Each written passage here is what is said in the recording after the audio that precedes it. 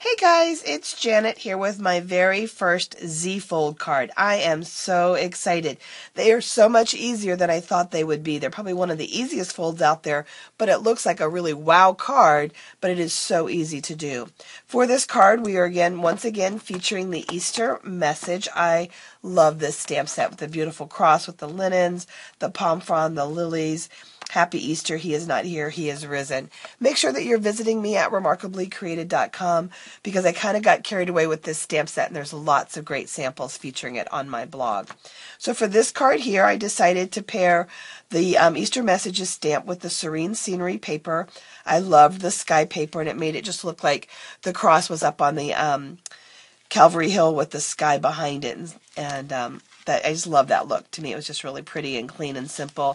Happy Easter was embossed directly on the paper, same paper behind it, and then when you pull the Z-fold, what you're going to find is that he is not here, he is risen.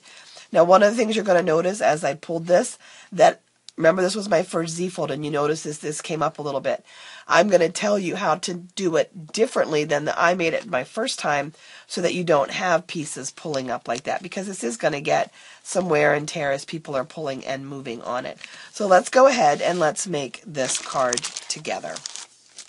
So what we're working with is we are working with soft suede cardstock.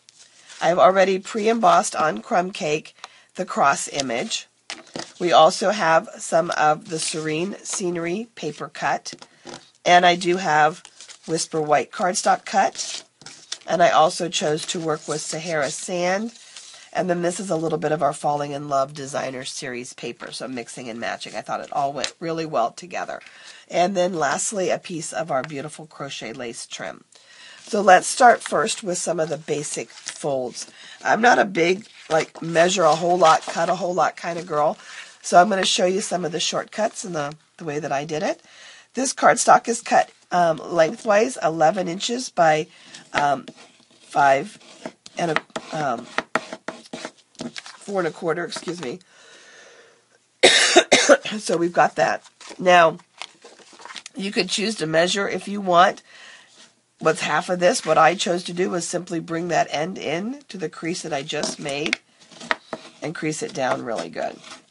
Okay, so I've got my first two folds folded in half and then the front half in half. Those are my first two halves.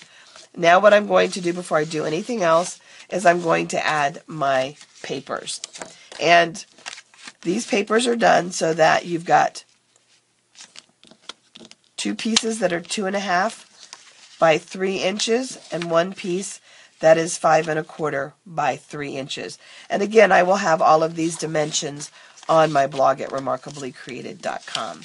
So let's go ahead and let's add these. And everybody's going to do their dimensions a little bit different. I wanted my paper to be able to be tucked behind the band that's going to go on it. Some people like to have a little bit of, I call it skin showing, but cardstock showing. Before you adhere your cardstock down, you're going to want to add your verse to it because our cardstock is double-sided. If you messed up, you have a second chance. In addition, once it's adhered down and you messed up, then you got to pull it all up, and it's such a hassle and a pain in the butt and all that good stuff. But I'm going to go ahead and just put mine down on here. Boy, I didn't cut those real good, did I? It's a good thing that belly band's going to hide everything. So there we go. We've got our cardstock cut lengthwise, folded in half, and then that first panel is folded back on itself just like that. And we're going to set that aside for just a few seconds. Now with this strip of paper, it is the lengthwise cut, so it is 11 inches, and then it is 1.5 inches wide. That's the width that I decided to go with, and I'll tell you why in just a second. So we're going to go ahead and we're going to fold that in half. Give it a nice good crease. And then one of the halves, we're just going to fold back on itself. Just like that.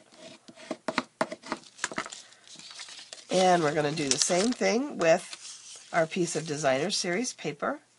Now, technically, I could have adhered this first to the Sahara Sand and then folded, both sets at once if I wanted to, so that could have also worked.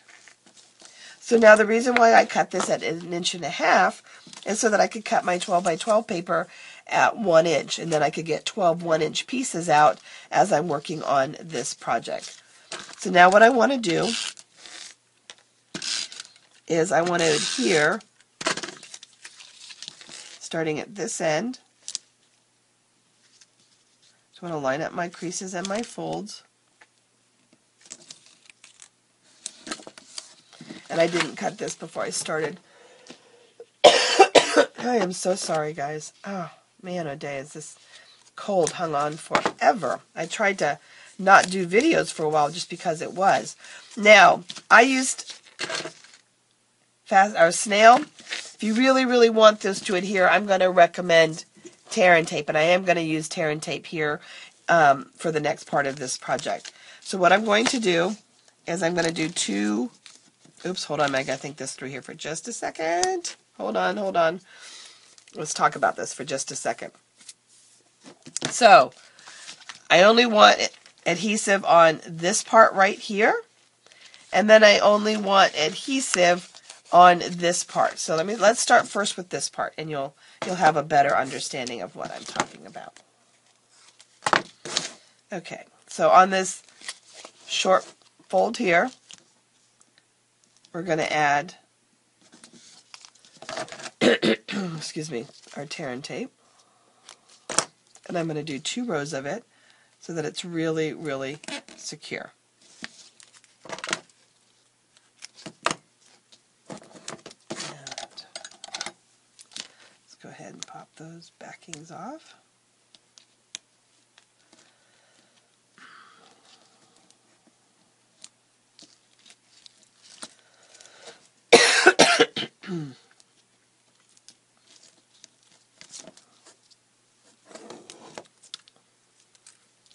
Okay, that wasn't supposed to happen. And now I'm going to adhere this with the edge of the card and overlapping part of this piece right here. So that's the part right there. Now, on here, I'm going to go ahead, I'm going to take my tear and tape, and this time I'm only going to put 1 row. Well, you know what? We can put 2. I'm going to be able to do it just like this. But I'm going to do it on this part of it. There's enough room. Let's pull the backing up.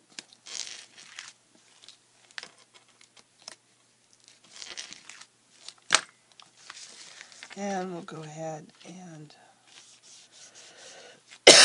so from here to here, there is no adhesive. So that when we move the card, this band moves. And now you've got it stuck really, really good. Now if I had wanted to, I could have added lace first underneath.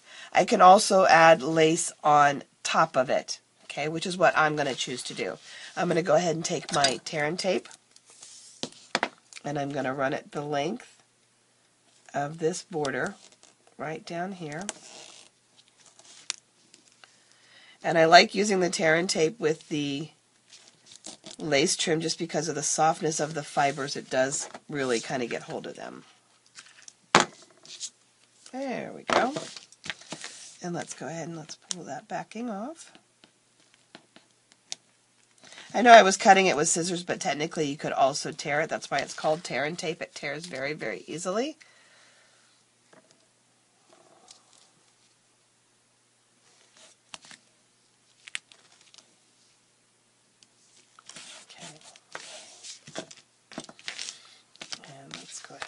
That lace so it's equal with the edges of our card. And then one last thing to do, we are going to cut this down to 1/2 inch. So we've got you know what, let's make it 3/4 of an inch. Need a little bit of space to tear with. And then we're going to use our fingers, and we're just going to go ahead and tear an edge.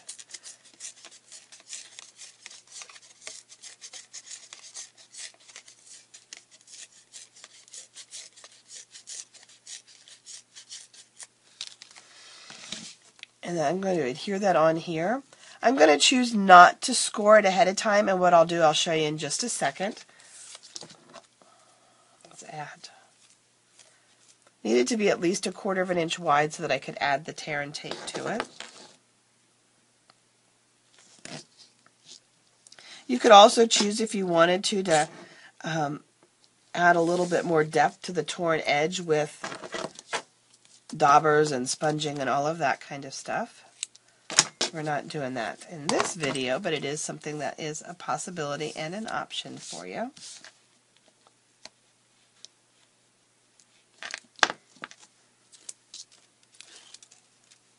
Little curly cues everywhere.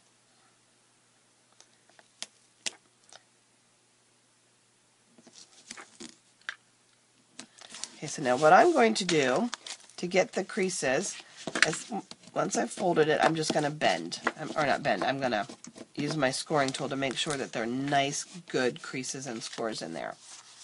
And of course, by using that tear and tape, I'm going to get that nice hold that's on there. So now let's take a look at our cross for just a second and how that was colored. What we used with that is we used our watercolor pencils from Stampin' Up! I love these. They are so smooth and they blend so easily.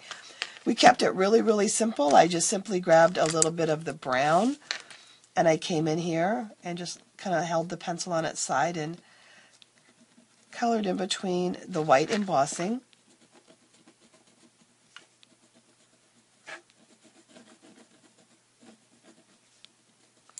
And I can use one of these blender pens. They have dual tips, 2 tips. I'm just going to swish it, make sure it's clean. I can come in here and just soften the colors down then. And once I'm done with that, I would just grab a tissue and rub over it just to take it off the top of the white again. I want to do the binding on the cross there. And then I just want to color, just like we did in the previous video. I want to color the linen.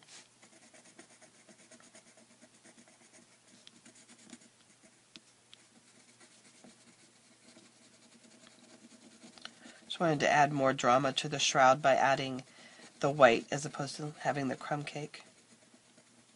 So I'm just coloring. You could actually use the blender pens, but in this case, I don't want that. I want more color. I don't want it to bleed out anywhere. I just kind of want it to stay in here.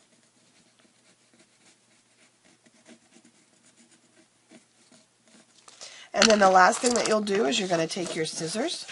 Let me get my hands on this. And you're just going to go ahead and fussy cut.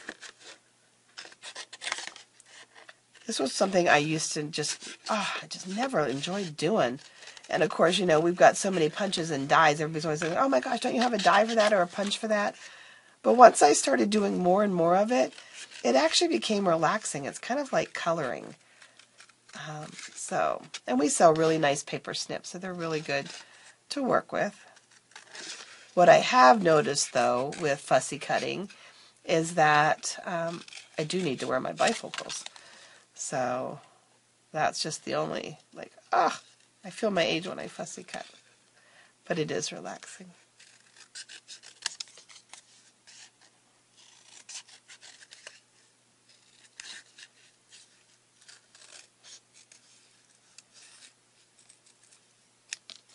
And then to get up in these places, I usually just spear it with the tip of the scissors and just lightly start trimming. Some people will actually use an X-Acto knife. That is one crafting tool, I will be honest, I have never mastered. Oh my gosh, me and X-Acto knives, I don't get how to turn them and all that other stuff. So just kind of go in.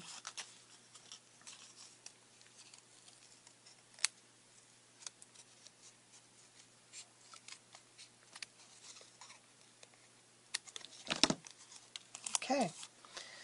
And we would come back and we would add our cross. You would have had your greeting here, and then your greeting on the inside of your card. So beautiful Easter card, and what's fun about a Z-fold card is that they also stand. So you've got this really pretty self-standing card to have on your mantle and on your desk. A great way to spread the Easter message. So thank you guys so much for stopping by. Remember that you can visit remarkablycreated.com for the dimensions of this project, for any of the supplies that you saw that you thought, oh my gosh, I have to have that. Also, if you're interested in receiving tutorials for projects direct to your inbox, I do send 40 or more tutorials each month to customers on my mailing list, so you're more than welcome to subscribe to that while you're visiting me at remarkablycreated.com. So leave me a comment. Let me know how much you love the project, and I look forward so much to seeing you in our next video. Thanks, guys.